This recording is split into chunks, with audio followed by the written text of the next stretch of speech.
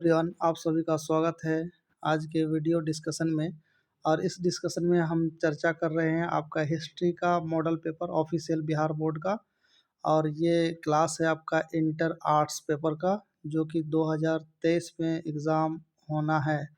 2023 में 2023 के परीक्षा में शामिल होने वाले जितने भी परीक्षार्थी हैं, उन्हें मैं रिक्वेस्ट करूँगा कि अगर आप टॉपर बनना चाहते हैं तो कम से कम 5 साल के मॉडल पेपर को आप प्रैक्टिस करें। उसी के इर्द गिर्द 99% क्वेश्चन जो है बिहार बोर्ड पूछती है।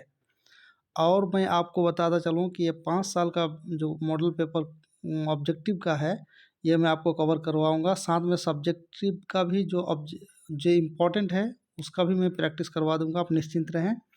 और ये भी मैं एश्योर करवा दूँ कि आर्ट्स पेपर के जो भी पेपर्स होते हैं, लगभग history, geography, polity, social science यानी होम साइंस, ये सारा मैं प्रैक्टिस करवाऊँगा। आप निश्चिंत रहें, सिर्फ हमारे साथ बने रहें। और साथ में इंग्लिश देख के आप लोग बहुत डरते हैं ना, इंग्लिश की समरी जो इम्पोर्टेंट है वो भी मैं प्रोवाइड करवा दूँगा और उसका ऑब्जेक्टिव भी प्रैक्टिस करवा दूँगा। इसलिए आप निश्चिंत रहें, आप मेरे साथ बने रहें। और बस एक छोटा सा रिक्वेस्ट है आप लोगों से, ज़्यादा नहीं, आप समझ ही गए होंगे कि क्या रिक्वेस्ट है। बस आप, समय कम है, इस वीडियो को अधिक से अधिक आप अपने दोस्तों के बीच जो भी लोग हैं उनको आप शेयर करें, ताकि बहुत सारे लोग जो इधर उधर हैं उनको भी बेनिफिट मिल जाए। और साथ ही और एक इन्फॉर्मेशन दे दूं कि आपको अगर सब्जेक्ट ना तलाश के मिले ना, तो आप प्ले लिस्ट में जाइए, वहाँ मैं सीक्वेंस सीरियली सबका लिस्ट बना दिया हूँ। वहाँ से आप जो है प्रत्येक सब्जेक्ट का और समरी मिल जाएगा, आपको प्रत्येक सब्जेक्ट का वीडियोस मिल जाएगा। और साथ ही और एक बात बता दूं कि मैट्रिक का भी जो सब्जेक्ट वाइज साइंस और सिविक्स सबका अलग अलग प्लेलिस्ट बना हुआ है। जो भी आपके भाई बंधु, जो भी दोस्त पढ़ रहे हैं, अभी मैट्रिक एग्ज़ाम देने वाले हैं 2023 में, उसके लिए भी बहुत ही इम्पोर्टेंट ऑब्जेक्टिव और सब्जेक्टिव का मैं डिस्कशन करूँगा और करना शुरू कर दिया हूँ। आप उन्हें भी ये वीडियो फॉरवर्ड कर सकते हैं ताकि उसे भी इसका भरपूर बेनिफिट मिले। तो आप हमारे साथ बने रहें। हमने पिछले वीडियो में इतिहास के जो है 25 मोस्ट इम्पॉर्टेंट मॉडल पेपर से डिस्कशन, 25 क्वेश्चन का डिस्कशन किया था। आज हम लोग 26वां क्वेश्चन से देखेंगे कि क्या है। चलते हैं, आज का हमारा पहला क्वेश्चन देखते हैं।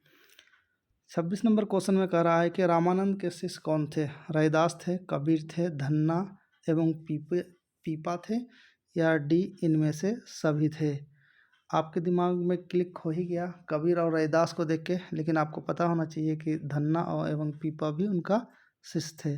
तो इनमें से सभी, D is the correct answer. Next, Nizamuddin Auliya की दरगाह कहाँ है? A Delhi, B Ajmer, C Punjab, D Bengal.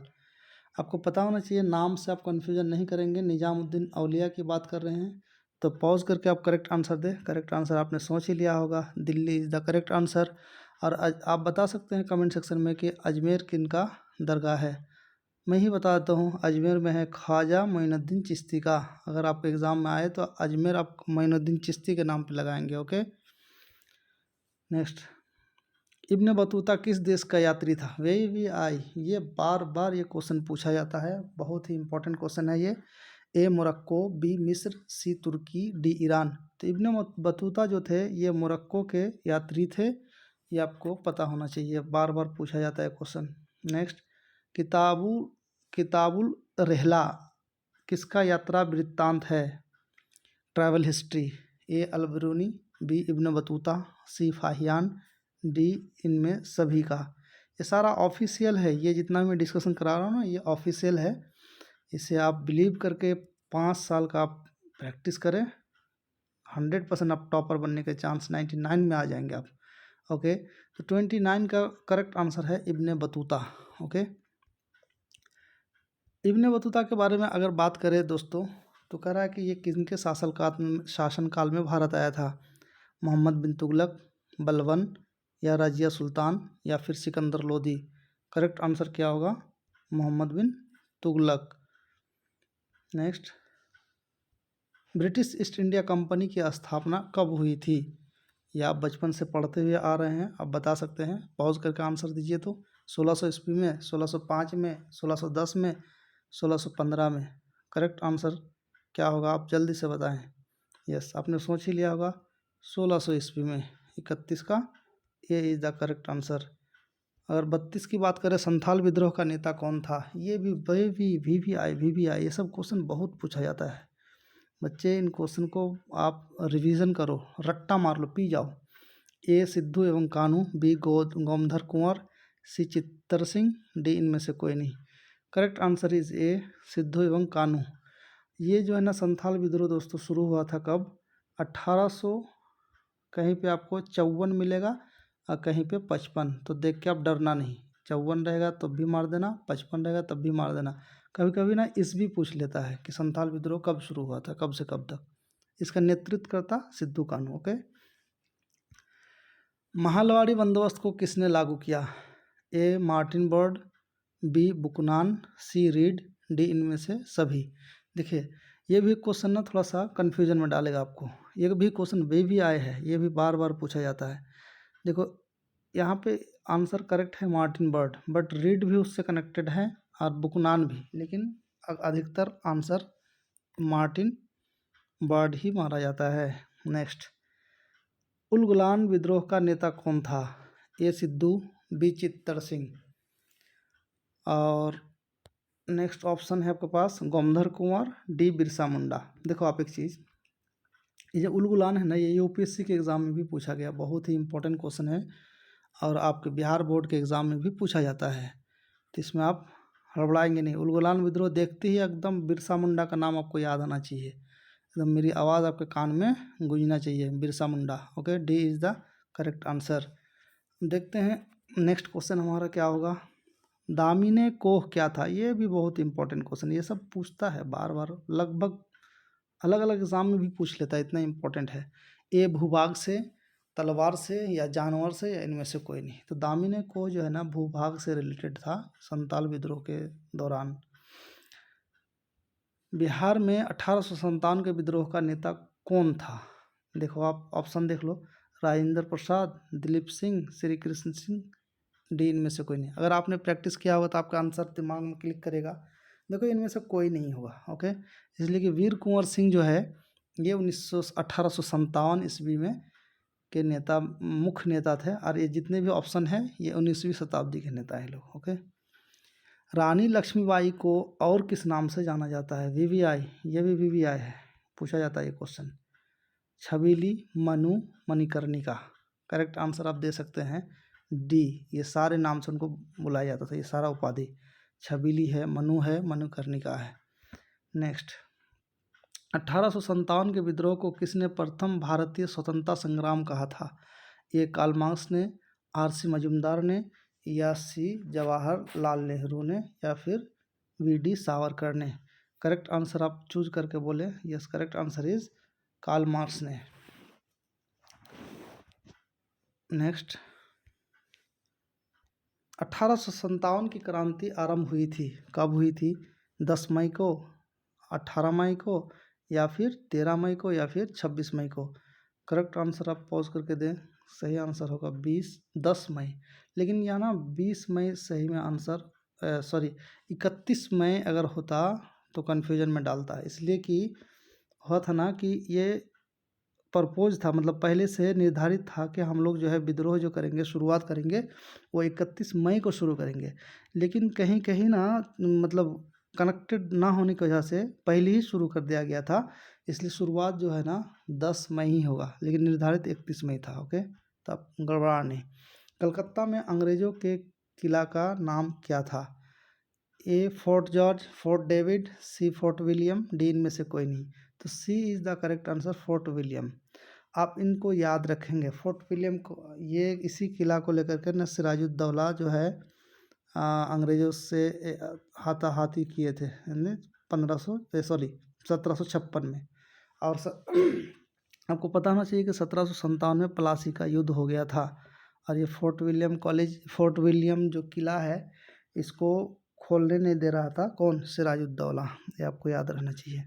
Bharat की राजधानी कलकत्ता से दिल्ली कब स्थानांतरित हुई, 1909 में, 1910 में, 1914 में, इनमें से कोई नहीं। करेक्ट आंसर आप पॉज करके दीजिए, 41 का करेक्ट आंसर क्या होगा, डी, इनमें से कोई नहीं। इसलिए कि जो कलकत्ता से जो दिल्ली राजधानी लाया गया था, ये 1911 में लाया गया था। और आपको पता होना चाहिए कि 1911 ही में जो है गेटवे ऑफ इंडिया का निर्माण हुआ था। ये भी आप याद रखना, कभी कभी पूछा जाता है गेटवे ऑफ इंडिया का निर्माण किस साल, जिस साल राजधानी दिल्ली कलकत्ता से दिल्ली लाया गया था उसी साल जो है गेटवे ऑफ इंडिया का भी निर्माण हुआ था, जॉर्ज पंचम के आगमन के खुशी में। पुर्तगालियों ने गोवा पर कब अधिकार किया था? वीवीआई, ये भी वीवीआई। ये सारा क्वेश्चन बार बार पूछा जाता है, इसलिए आप इग्नोर ना करना है, रट्टा मार लो। 1509 को, 1510 को, 1512 को, डी 1515 को। B is the correct answer. आपको एक चीज़ पता होना चाहिए कि ये 1510 में कब्जा किया, बट गोवा भारत का राज्य कब बना आपको पता है? 1987 को। अब ये पॉलिटी का विषय है, पॉलिटी की क्लास में ज़रूर इसका चर्चा डिटेल से करूँगा। ओके, अभी टाइम नहीं है। वास्को डी गामा भारत कब पहुंचा था? वेरी वेरी इंपॉर्टेंट, आप लोगों ने 6 क्लास से ही सुनते हुए आएंगे इस बंदे का नाम। सबसे पहले जो यूरोपियन भारत पहुंचा था वो वास्को डी गामा ही थे, जो कि भारत आया था। ये 17 मई 1498 को, 17 मई 1598 को, 17 मार्च 1498 को, और इनमें से कोई नहीं। तो करेक्ट आंसर क्या होगा? करेक्ट आंसर होगा, ये इज़ द करेक्ट आंसर, 17 मई 1498 को। नेक्स्ट, अखिल भारतीय स्तर पर पहली जनगणना कब शुरू हुई? वीवीआई, बहुत ही इंपॉर्टेंट, सब क्वेश्चन पूछा जाता है जी, इसलिए सबको इग्नोर नहीं करना, आप चट्टा मार लो। ए 1871 ईस्वी को, बी 1872 ईस्वी को, सी 1891 ईस्वी को, डी 1894 ईस्वी को। करेक्ट आंसर क्या होगा? करेक्ट आंसर होगा 1872 को। आपको एक चीज़ पता होना चाहिए कि ये जो है ना 1872 को शुरुआत हुई थी, लेकिन विधिवत रूप से जो पूर्ण रूप से जो है शुरू हुआ था 1881 ईस्वी को।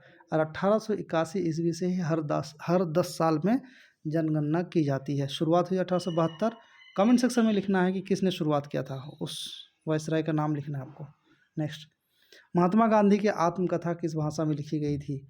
अंग्रेजी भाषा में, हिंदी भाषा में, गुजराती भाषा में, बंगला भाषा में। अच्छा, आपको अगर एक चीज़ पता हो ना कि गांधी जी का गांव कहाँ था, यानी घर, तो आपको इसका आंसर भी पता हो जाएगा। आपको पता होना चाहिए कि गांधी जी का जन्म जो है ना 1870 ईस्वी को पोरबंदर में हुआ था। और पोरबंदर कहाँ है? गुजरात में है। तो जब वो गुजरात में है तो गुजराती ही होगा, तो एक गैस कर सकते हैं आप। तो गांधी जी का जन्म 1870 में कहाँ हुआ था? पोरबंदर में, गुजरात के पोरबंदर में। और उनका आत्मकथा जो है गुजराती ही में लिखा गया था। अच्छा, आपको पता है गांधी जी को राष्ट्रपिता कहा जाता है, और गांधी जी का मृत्यु कैसे हुआ था? इनकी हत्या कर दी गई थी, इनकी हत्या कर दी गई थी। हत्या किसने किया था? नाथूराम गोडसे ने बापू का, यानी कि गांधी जी का हत्या कर दिया था। कब? आपको याद रहना चाहिए, 30 जनवरी 1948। ओके, शहीद दिवस भी इसी दिन मनाया जाता है, आपको याद रहना चाहिए। ओके, नेक्स्ट, महात्मा गांधी दक्षिण अफ्रीका से भारत कब वापस आए? ए 1909 को, बी 1914 ईस्वी को, सी 1915 ईस्वी को, डी 1990 ईस्वी को। यानी गांधी जी कहाँ? अफ्रीका में थे। अफ्रीका से भारत कब लौटे? तो C is the correct answer. कब? 1915 ईस्वी को। अच्छा, तो ये गए कब थे? तो गांधी जी ना अफ्रीका गए थे 1893 ईस्वी को, और लौटे कब? ये 1915 ईस्वी को। ये बीच में आके फिर गए थे दोबारा से। नेक्स्ट, चंपारण सत्याग्रह का संबंध किस राज्य से है? ये तो वीवीआई, ये सारा तो आपको होंठ में रहना चाहिए आप लोग का। Bihar, Uttar Pradesh, Madhya Pradesh, Maharashtra. Correct answer is Bihar. Bihar में से ही सत्याग्रह सबसे पहले शुरू हुआ था। चंपारण बिहार का डिस्ट्रिक्ट है। और आपको पता होना चाहिए कि गांधी जी को जो है ना महात्मा की उपाधि, यानी गांधी जी का जो पहचान अपने आप को दिया या मिला, ये चंपारण सत्याग्रह के बाद ही गांधी जी फेमस हुए, ये भी आपको पता रहना चाहिए। और गांधी जी को सबसे पहले यहाँ जो है ना किसान को बहुत सताया जाता था। कहाँ? चंपारण डिस्ट्रिक्ट में। तो चंपारण के जो है राजकुमार शुक्ला ने आमंत्रित किया था कांग्रेसियों को कि कोई भी बड़े लीडर जाए और यहाँ का मामला सॉल्व करे, लेकिन किसी के कान में जू नहीं रेंगा था। गांधी जी ही हाँ भरे थे और बोले ठीक है मैं आऊँगा, और गांधी जी यहाँ से सत्याग्रह का शुरुआत किया था। कहाँ से?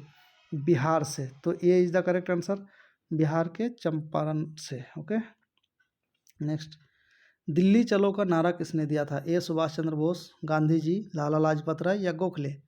पॉज करके आप कमेंट में लिखें, ज़रूर इसका आंसर लिखें। करेक्ट आंसर होगा सुभाष चंद्र बोस। अच्छा, दिल्ली चलो का नारा दिया था सुभाष चंद्र बोस ने, और करो या मरो का नारा किसने दिया था बताओ?